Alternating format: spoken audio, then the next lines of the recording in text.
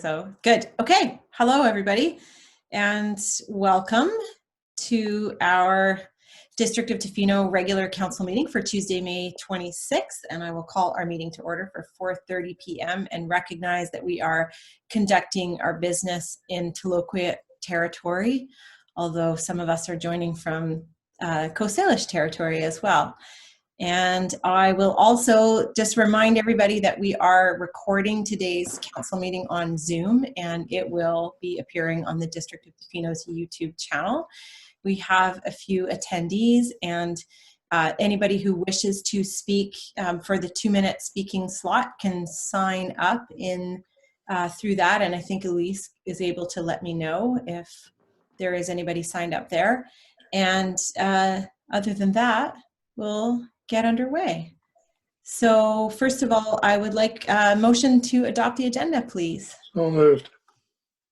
Thank you, Councillor McMaster and Councillor Anderson. All in favor? Thank you. Motion is carried. And then we have some minutes from the meeting that was held May 12th for adoption. Move adoption. Thank you. Moved by Councillor McQuaid and seconded by Councillor Chalmers. Any errors or omissions that were noted in the minutes? Okay, seeing none, all in favor of adoption? Thank you very much. The motion is carried. And were there any, did anybody sign up for the Q&A function on the, I don't think so. So, and Elise is not saying so, so no. All right, then we will move on. And we'll just go right into correspondence. And so we have first of all, a letter from the City of North Vancouver and a letter from the City of Nanaimo regarding support for liquor licensing flexibility. Any comments or action that council wanted to take on that? No? Councillor Chalmers? Okay. You're okay? Okay. All right. And then our second piece of correspondence, or third piece really, is the letter from Kyle Meagher regarding support for the Tofino Brewing Company zoning amendment. Any comment or anything council wanted to talk about there? We'll get to that item, of course, a little bit later. Okay. All right. Then we'll move into our presentations and reports. And our first report is coming on administrative charges, fees and charges amendment bylaw. And I do believe that our manager of financial services, Laura Morehouse, is going to be making this presentation today. So thank you, Laura. Hello, good afternoon, Mayor and Council. Today we're bringing forward an amendment to the fees and charges bylaw to include an administration fee which will be applied to credit card payments for property taxes for the 2020 tax year. So the proposed administration fee of 2.5% will recover a monthly banking service charge of $15 per month, as well as additional staff time required to provide the services. And this includes the development of standard operating procedures, staff training, potential service calls with the processing center if we reach our daily limits or we have issues with any of the transactions, transferring this data into our municipal software, daily, weekly, and monthly reconciliations of these transactions, and some increased annual audit testing as well.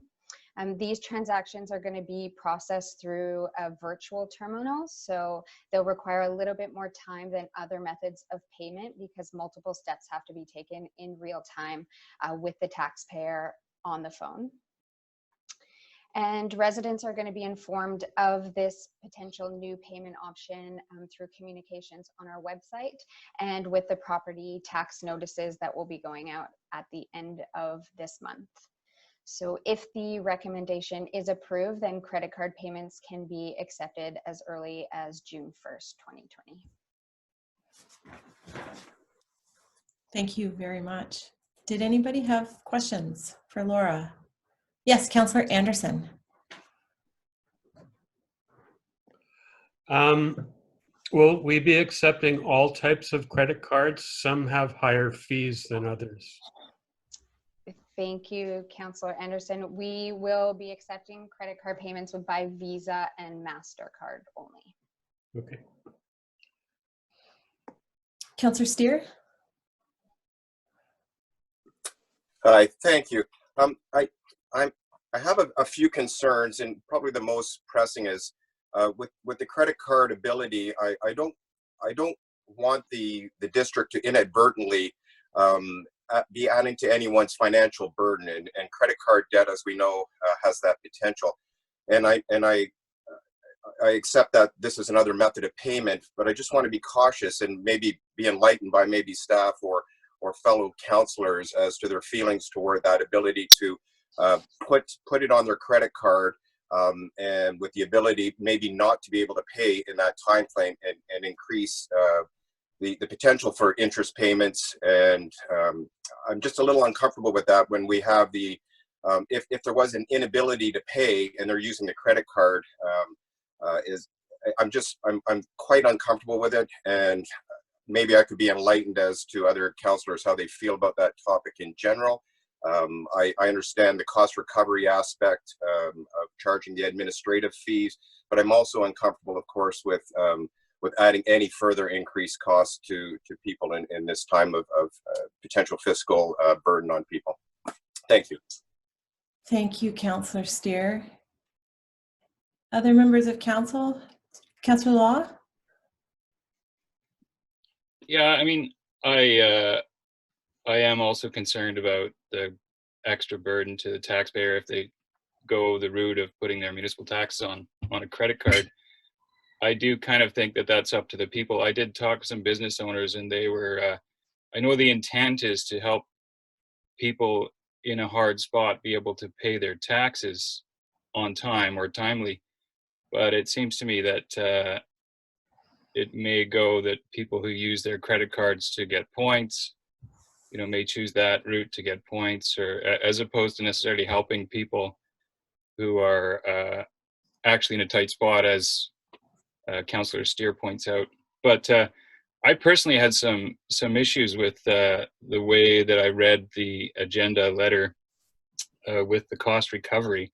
It seems to me, the way I read it, that the greatest cost was in the merchant fees, 2.5%. So those have to be covered somehow in the budget, that extra fees, and by charging the 2.5% administrative fee, and it seems to go directly to staff time. So I kind of wanted to see how that played out, like how that works, and forgive me if I don't know what I'm don't know the ins and outs, but it just seemed like an odd sell to me. Thanks for that, Councillor Law. And I do think it's important that everybody is really clear and understands what can and cannot be charged for. And so maybe Laura or Nyla would like to jump in on this and explain what we are legally permitted to do and what we are not permitted to do. Thank you. Yeah, thank you for that, Councillor Law. I think it's really important that we all understand the rationale for the fees that we are establishing and charging for. So these fees that we've established are outside of what Councillor Law just referred to as merchant fees. So we will be incurring merchant fees on average up to 3% of transaction value. And we will not be charging that back to the user of the card. We do have the ability to recover our expenses related to staff's time, developing policies, procedures, similar to how we do when we charge for business license fee or development fees. We make sure that we have the ability to recover either a portion or all of our fees, or the majority of through fees and charges. And so that's exactly what this is we're in a position right now where we're facing risks to our budgets, particularly to our revenues, and it's very important that we analyze this new service that we're providing and see if there are any costs that we will incur as a result of it. And I identified several items which Laura mentioned a moment ago that are going to incur further staff time, further costs. It's not incremental staff time, but where we have the ability to recover fees for providing a service to a specific user group, we certainly have that ability to do so, and we should be doing that, especially right now. Thanks for that. So coming back to Councillor Steer's question, which I think, or maybe statement, was really just around this sort of sense of discomfort on enabling a person to put their taxes onto their credit card, which could be a really high interest rate and makes it difficult for people to pay back.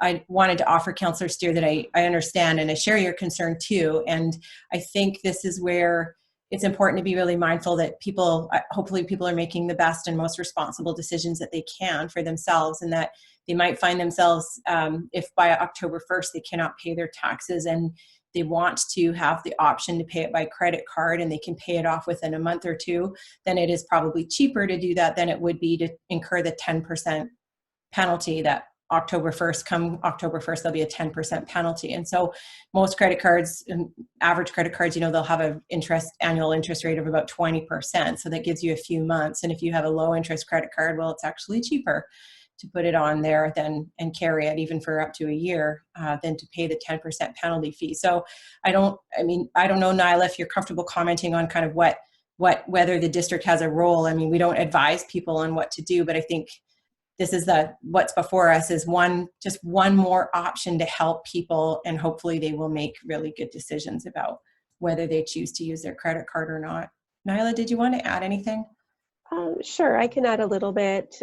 Mayor Osborne, I do like to refrain from commenting on personal choices of the taxpayer, but I would like to highlight that this is one tool that we are offering, one option that we are offering with many other things to not only assist the municipality to get through this property tax year, but also taxpayers to get through the tax year. So while this report specifically deals with credit card payments, it's come forward to council as a package through the budget process as one of the tools and strategies we're bringing forward to minimize our risk to the municipality.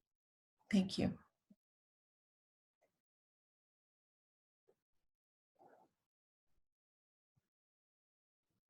Councillor Steer, anything or? No, I mean, I understand these are personal responsibility questions, but I just don't want to be responsible because to inadvertently be the cause of that. And I accept that it is personal responsibility. I accept that options availability, the cost recovery aspect of charging the fee. I do understand that. My discomfort is in times of there are fiscal responsibilities that we have, but there's also in the general public.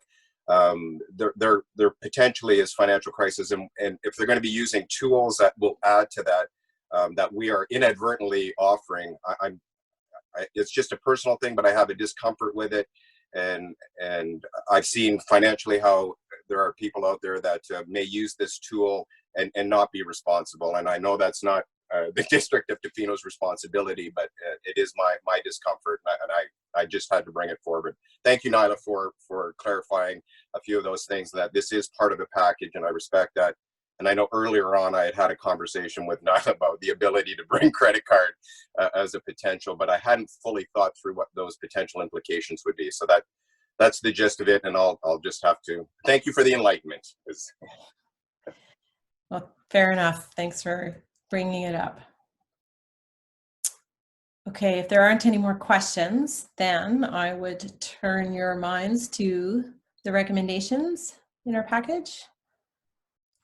I'll move that the District of Tofino Fees and Charges Amendment Bylaw 127101/2020 be introduced and read a first, second, and third time. Second. Thank you. Moved and seconded. Any final question or comment? All right, all in favor? Any opposed? Thank you, Councillor Steer. Motion carried. All right, and then that the District of Tofino Fees and Charges Amendment Bylaw 1271.01/2020 be adopted. Thank you. Second. Seconded. Okay, all in favor? Thank you. Opposed? Thank you. Motion is carried with Councillor Steer opposed. Thank you, everybody. All right, then next we'll move on to the permissive tax exemption policy that we had discussed at the March Committee of the Whole meeting. Thank you. So this report addresses some amendments to our current permissive tax exemption policy. And so we are entering a new cycle for permissive tax exemptions.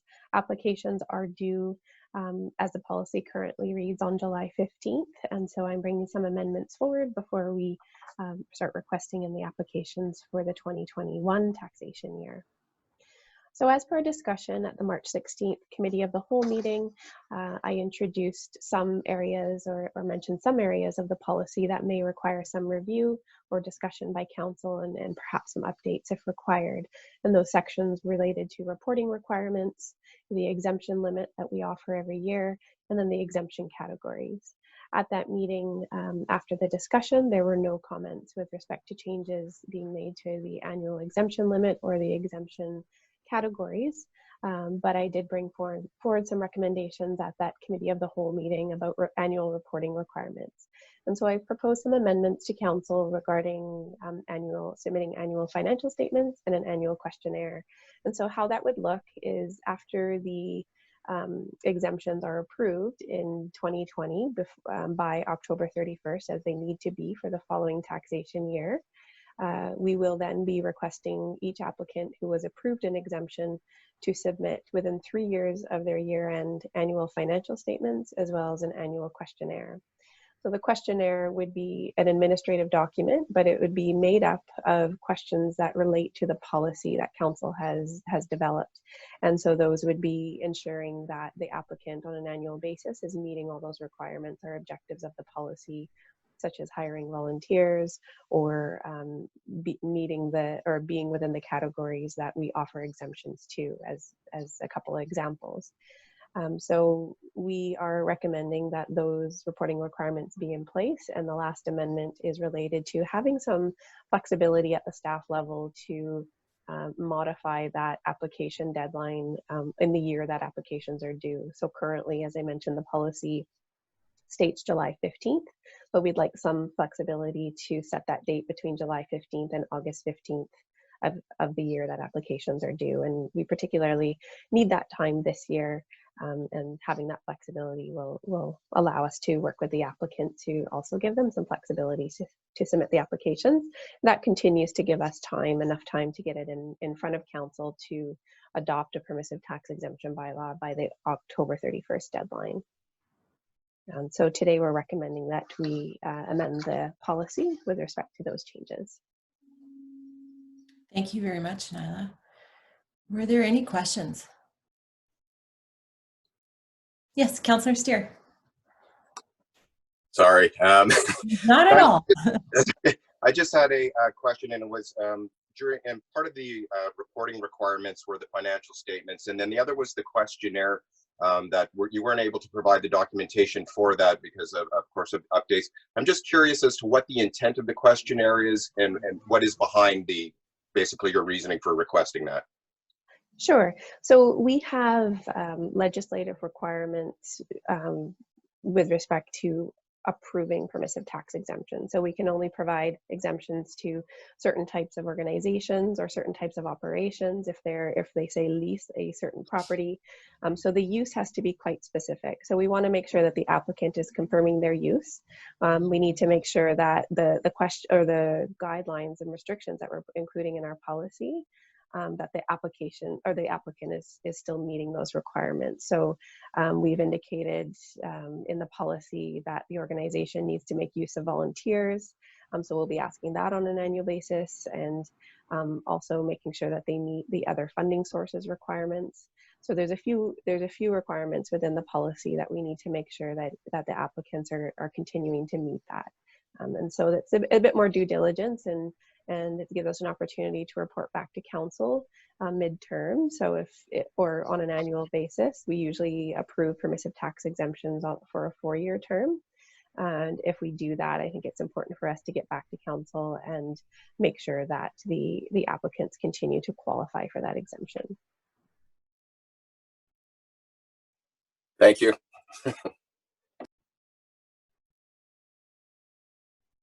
Any other questions? No? Looking comfortable? Okay. I'll move that the amendments to the District of Tofino permissive tax exemption policy as shown in Appendix 1 to the report dated May 26, 2020 be approved. Second. Thank you. Moved and seconded. Final opportunity for question. Seeing none. All in favor?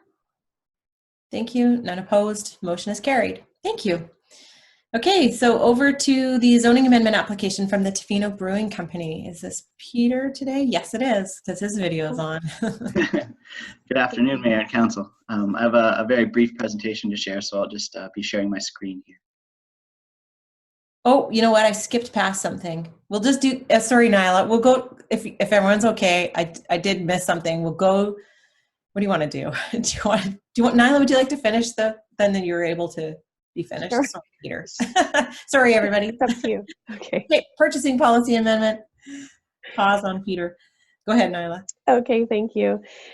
So today we're bringing forward some amendments to the District of Tofino's purchasing and disposition of assets policy.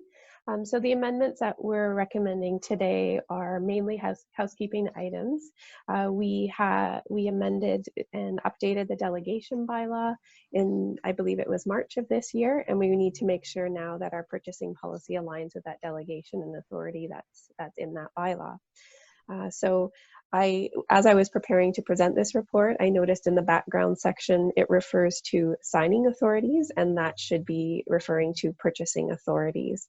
So I just want to be clear that the amendments today don't impact the signing authorities for the district. They only make changes to the purchasing authority. So we are making a couple updates for purchase under the purchasing authority section and the competitive bidding authority section. So the main change, the changes are we are removing the accounting clerk from having purchasing authority, and that's due to the addition of the manager of financial services. We are also replacing the manager of engineering and public works with the director of infrastructure and public works. And we have removed the reference to the accounting clerk position under the competitive bidding and awarding authority section of the policy. So those are all the amendments that we are recommending today. Thank you, Nyla. Did anyone have any questions about this? Okay, pretty straightforward. Thank you very much. And I'll move that the amendments to the District of Tofino purchasing and disposition of assets policy as shown in Appendix 1 attached to the report dated May 26, 2020 be adopted. Seconded. Thank you. Moved and seconded. Any final question? All in favor? Thank you, everybody. Motion carried. Okay, now Peter, it's your turn. Good afternoon again. So as I mentioned, I do have this brief presentation to walk us through the staff report, and I'll just share my screen now. Thank you.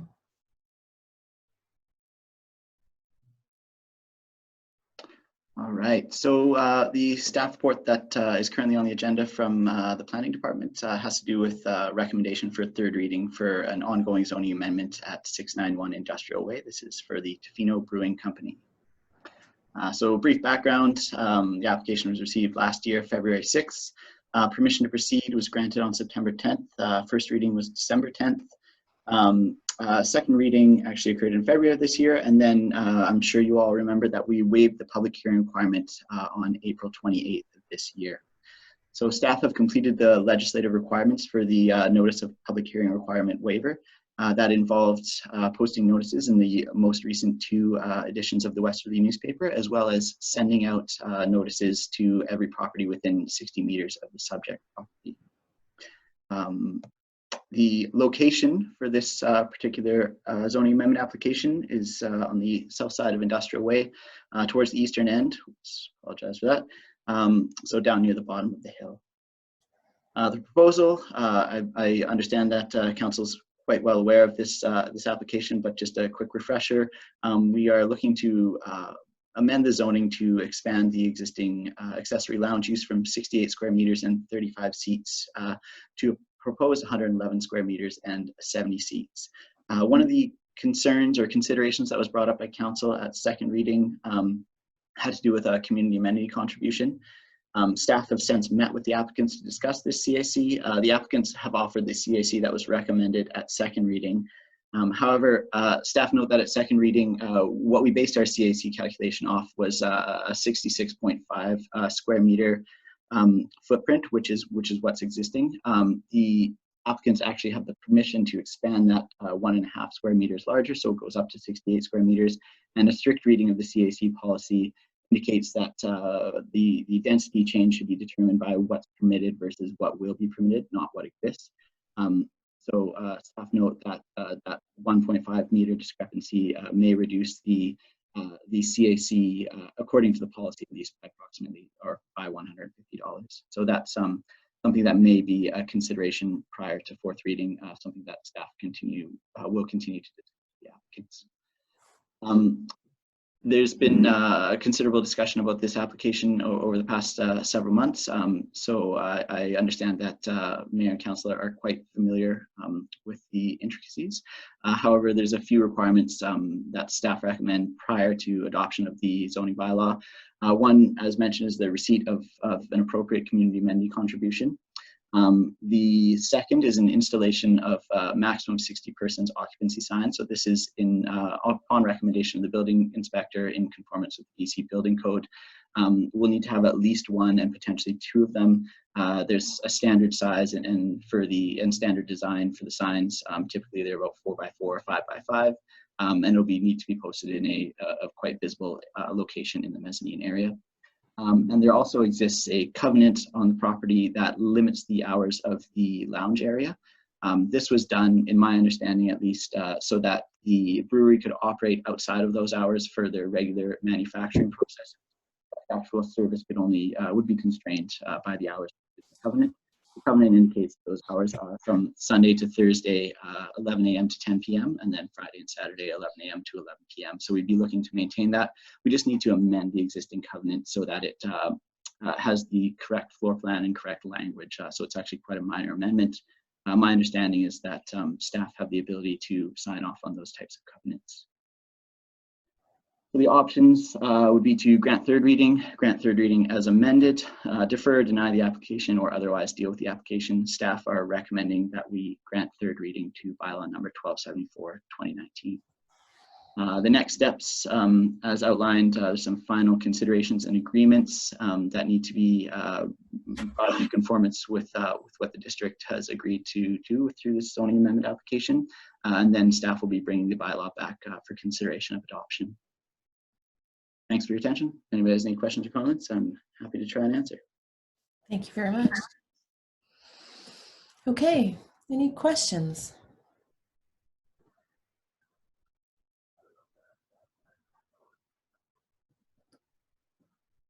Councillor McQuaid. Yeah, thank you so much. So Peter, maybe just more of a question of procedure here, but once all of these requirements are fulfilled, what does the turnaround time look like? I'm just acutely aware of that access to extra space is of particular interest to a lot of people in the community right now. And, you know, especially to food service. So what does the expected turnaround time look like for this? Ideally, I would like to bring it back potentially for the next council meeting or the one right following that. It sort of depends to a certain extent how quickly we can get those three things done that I mentioned. So it'll probably be fairly quickly. My understanding, this is just sort of a side note, but the applicants are currently working with the province to essentially work into some sort of a patio arrangement where they would be using the front kind of outdoor portion of their property in order to use some of their seating but maintain social distancing requirements. And that would fall under basically the same license would be restricted to the same hours and all those kinds of things as well. But my understanding is that the province has been trying to streamline their process, and the district is trying to react to that as well and kind of accommodate these sorts of things in order to continue helping small businesses operate in these times. Awesome. Thanks for the clarity, Peter. Anyone else? Okay. I'll move that the District of Tofino zoning amendment bylaw number 1274, 2019 be read a third time and that the adoption of bylaw number 1274/2019 be withheld until the following requirements have been met to the satisfaction of staff. Receipt of a $4,450 community amendment contribution, the installation of a maximum occupant load sign, and amendment or replacement of the existing covenant restricting the hours of operation for the new brewery lounge use in the same way that the hours of operation are restricted for the existing accessory lounge. Second. Thank you. Moved and seconded. Any final comment? Seeing none, all in favor? Thank you. None opposed. Motion is carried. Thank you. All right, April is up for a discussion about the 2020 Tofino free shuttle service and some proposed changes for this year. Thank you. Oh, we'll just unmute you somehow. It's not a Zoom meeting without an unmute issue. Huh. I was in a Zoom meeting earlier today where this happened and the person had to just quickly log off and then log back on. Oh, that looks good. Hey. Oh, almost.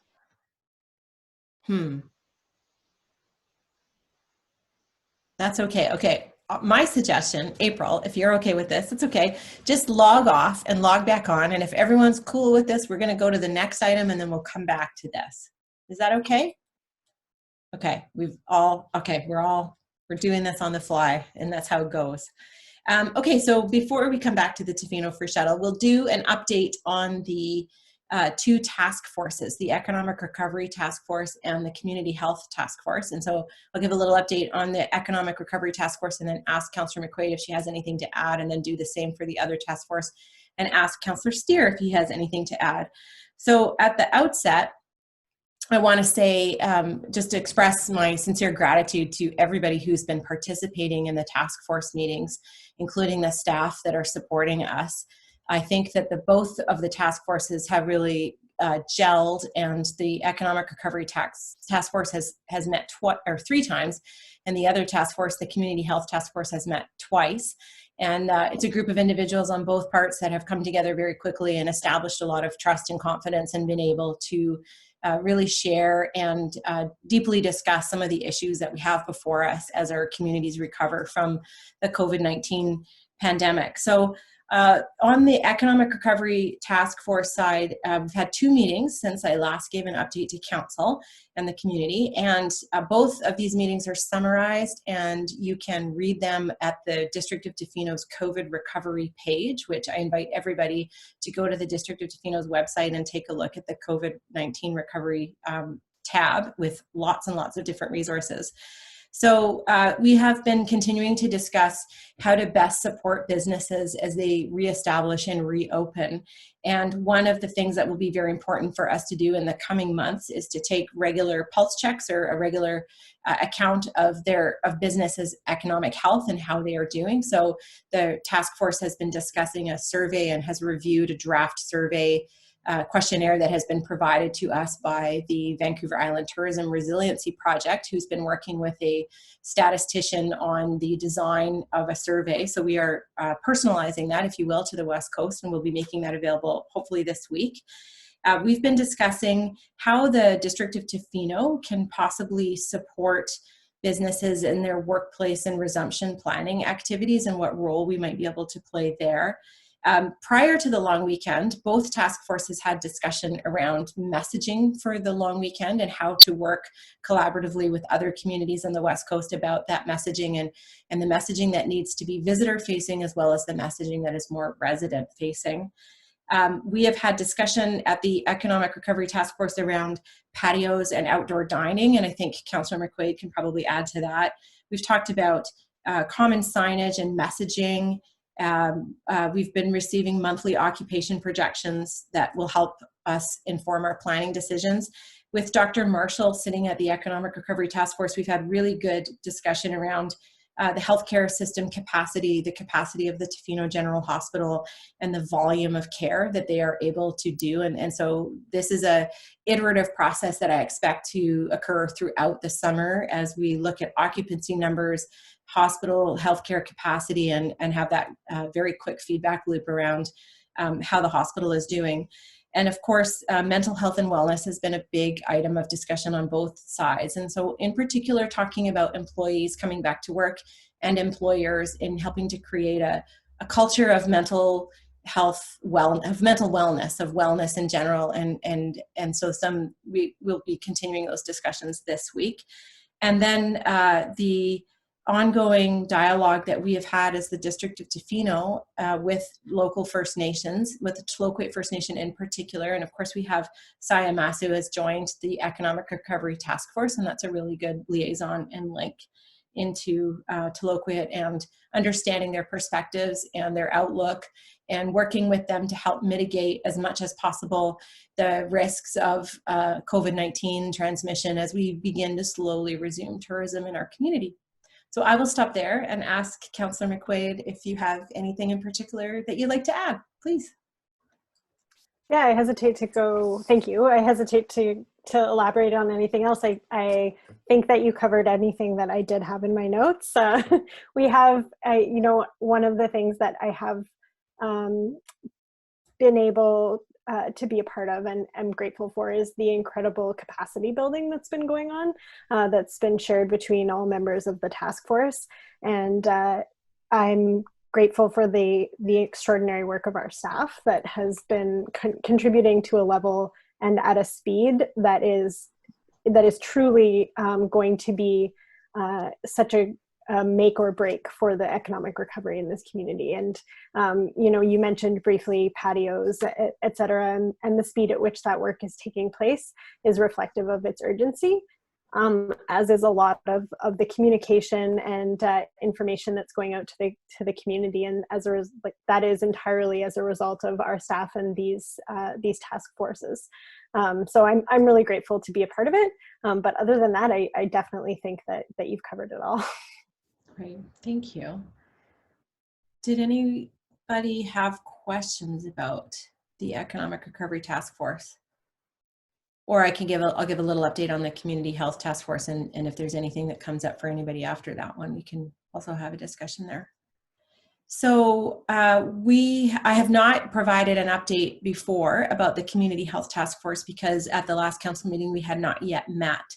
But we have met now twice, and just to bring you back up to speed, the people who are sitting at that table include Drew Ryan, the principal of the Wickaninnish Community School, Ursula Bank, who is with the Employment Center and also sits on Isabel McKenzie, the Seniors Advocate, her advisory council for seniors issues, Iris Frank from Tla-o-qui-aht First Nation as an education manager there, Rebecca Hurwitz from the Tla-o-qui-aht Biosphere Trust, Margaret Morrison, who's the Executive Director of the West Coast Community Resource Society, and then myself and Councillor Steer sit there as well, and ably supported by our staff from the District of Tofino. And beginning tomorrow, we will be joined as well by Marcy DeWitt from the Alberni Tla-o-qui-aht Health Network, who will be able to provide us with some staff style support as well. We have been, along with the Economic Recovery Task Force, reviewing the action plan that's been put together by our staff. And so we've had this iterative action plan. Again, I invite everybody to see this at the District of Tofino's website. The areas that have really come up in discussion for the Community Health Task Force are, much of them are around supports for seniors and youth, and really talking about the kind of focused supports that these two particular groups of our community need at this time of the pandemic. And we have, so Drew has been a fantastic resource in that link to School District 70 and their plans to reopen schools voluntarily to children starting on June 1st. And then other topics that have come up quite a bit are around food security, substance use, child care, and of course the District of Tofino's Child Care Center will be reopening on June 8th. At our last meeting, we spoke again, about mental health supports, and I mentioned that at the Economic Recovery Task Force side as well. And so that's something that's a really kind of a cross-linking subject there. The Tla-o-qui-aht Biosphere Trust recently ran a responsive neighborhood small grant program and asked the community for their ideas, and have fully funded that program. And that program was definitely oversubscribed in Tofino. And so there's a discussion, I think, that will be coming to council in the future about how we might be able to support the CBT in helping those individuals that weren't able to have their projects funded, and the incredible response that we saw from here.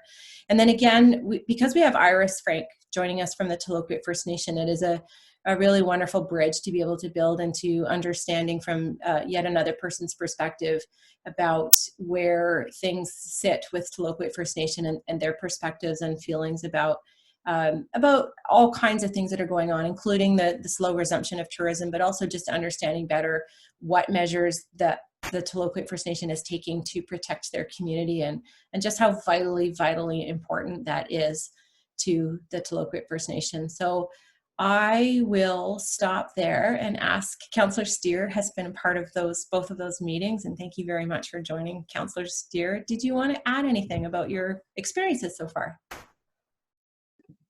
Thank you, Josie. Yeah, you succinctly covered most of the main topics. I just wanted to add that some of the side benefits that I'm seeing being generated through this are some of the long-term, more long-term discussions around building the foundations that a lot of these issues existed pre-COVID, and that we've got a very strong group of people that I think will be initiating some future community discussions regionally as well as locally. So that's been a very positive side benefit, if you will. And the other one I just wanted to bring up, and it became apparent in our last meeting, some of the challenges and stresses to some of those that are providing those direct services, and it was poignantly pointed out in our discussion, and really it was good for a lot of us to reflect on that, and to realize that those people that are doing it day to day, they need support and as well. And so that was a very a good side benefit for me as well, and I think for the group as well. Thank you. Thank you very much. Does anybody have questions, comments? Councillor McQuaid. Sorry, thanks. I just wanted to clarify something I said earlier as I tripped over my words, and I just wanted to make sure that what I said was clear, that recovery efforts that are coming from the district are obviously not the be-all and end-all of recovery, and but that the efforts that staff are providing towards district initiatives are singular and very specific. I didn't mean to make it sound as if I was excluding any of the work that's coming forward from the task force or individual business owners, just that I am particularly proud of the work that our staff is doing at this time. Thank you. Thank you. And I think what that also points out is both of the task forces are really built on this foundation of principles of recovery, and those are iterated in the recovery action plan. And one of those is that this be a community-led process.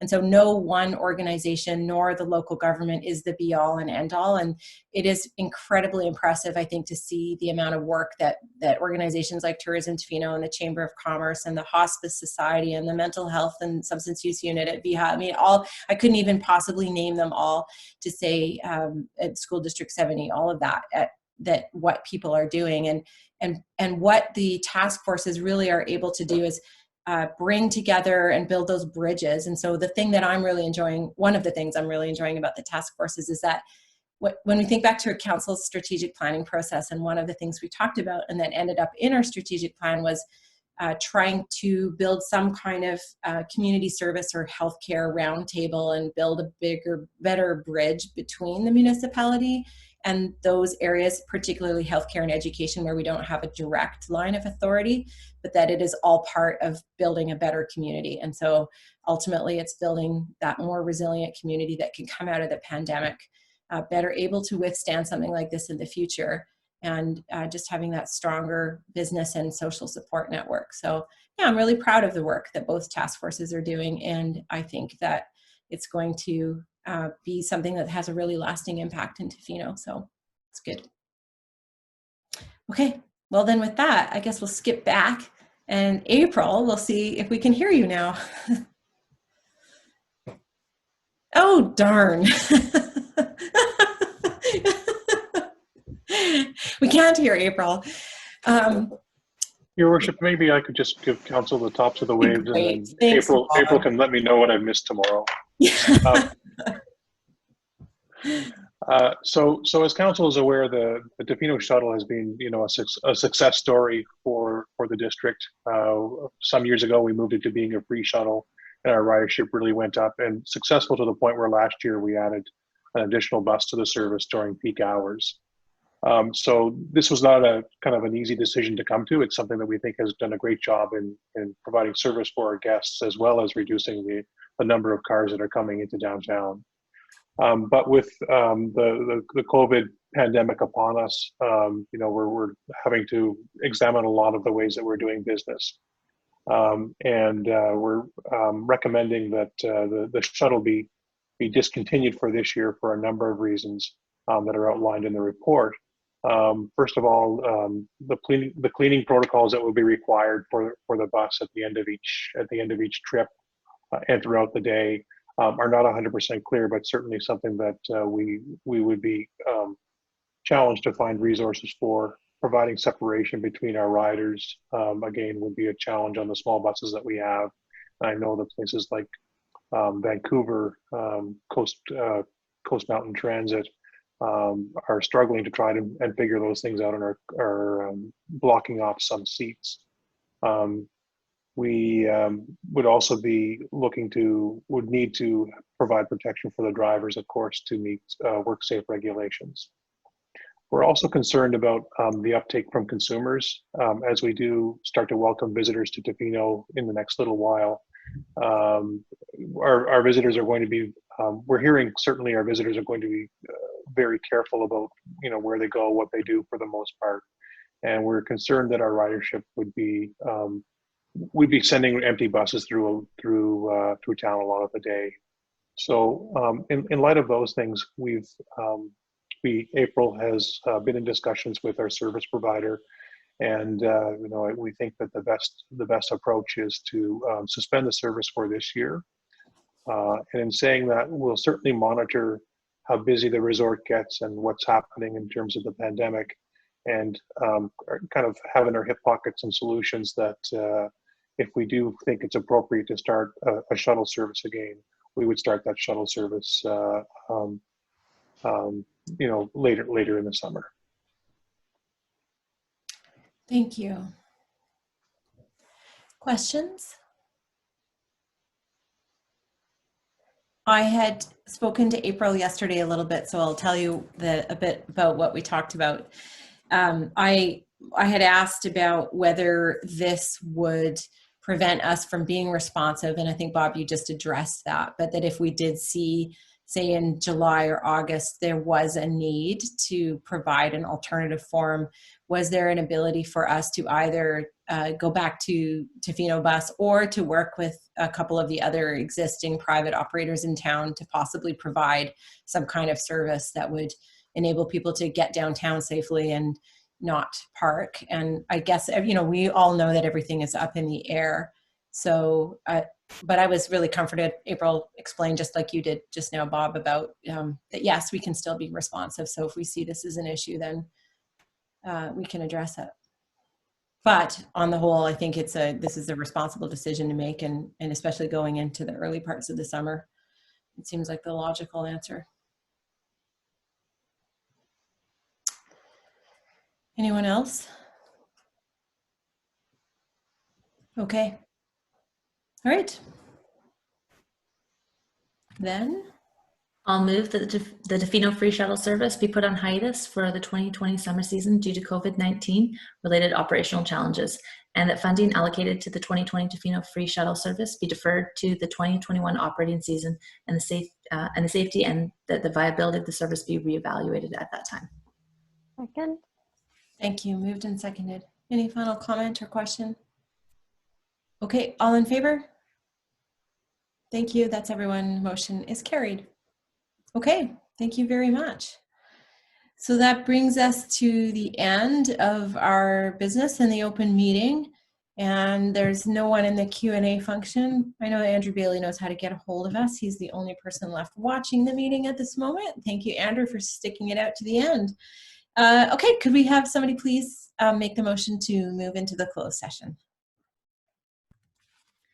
I'll move that the meeting be closed to the public pursuant to section 91AC of the Community Charter to discuss matters related to personal information about an individual who holds or is being considered for a position as an officer, employee, or agent, and employee relations. Second. Thank you. Moved and seconded. All in favor? Thank you. Motion carried. Excuse me. Bless you. Ugh.